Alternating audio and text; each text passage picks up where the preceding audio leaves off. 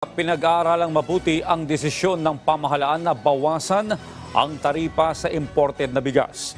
Ito ang giniit ni NEDA Secretary Arsenio Balisacan sa harap ng kritisismo sa hakbang na ito.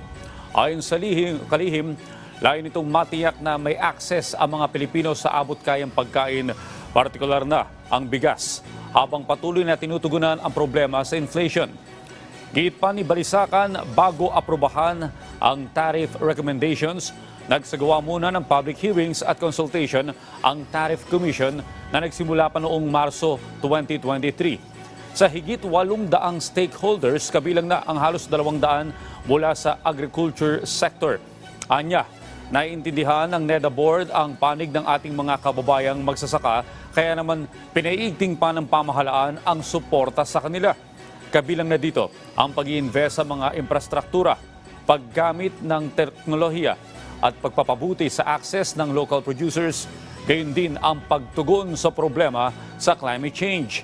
Sa katunayan, ang pag-unlad-anya ng sektor ng agrikultura ang prioridad ng administrasyon ni Pangulong Ferdinand R. Marcos Jr.